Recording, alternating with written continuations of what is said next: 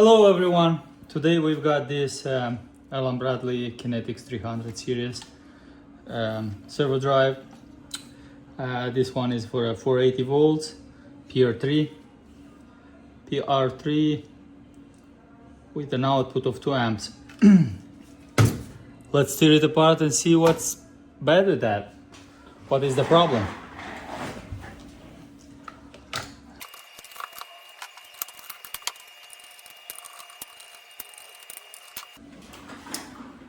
As we can see in here, we got the busted inrush variable resistor, which means the power module is dead. And in that case, that's the very common issue with those servo drives. When the power module gets bad, there is 100% an issue with the driving section here and here. Maybe an issue with the power section, it could be as well. And you need to verify every single component, because missing one small resistor like that, a surface mount resistor which has a size like 0805, even missing a bad one like that, it will lead to a bad, it will kill your power module again. So need to be very careful, but that's the sign the power module is dead.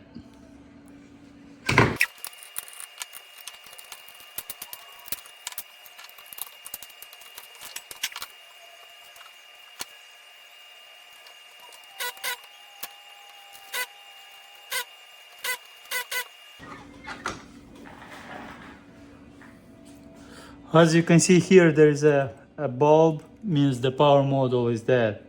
It's almost a hole.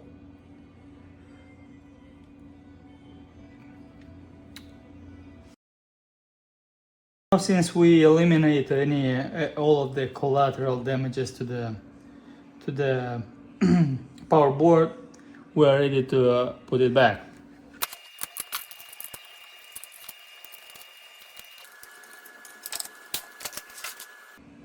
So it's ready for testing. Let's set up the things for testing.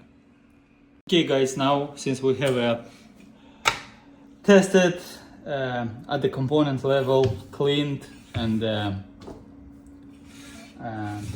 ready for a load testing unit, we'll start to connect it for a load test. One more moment, we'll use our memory module. Is pre-programmed to run the motor and to run from external outputs.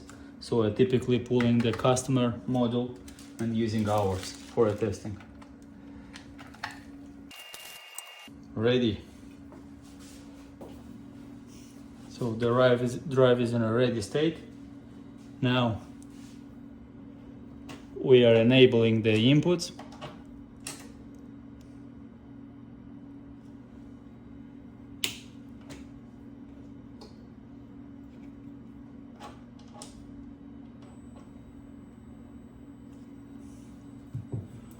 The X-axis is enabled. Now we are running the speed.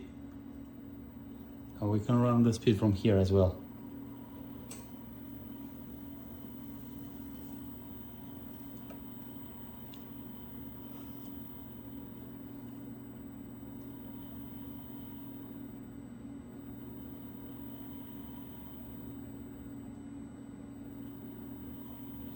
As you can see guys, we got this unit working.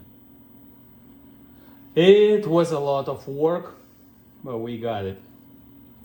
That units are especially capricious with power surges, high voltage. Also they're capricious with the motor cabling.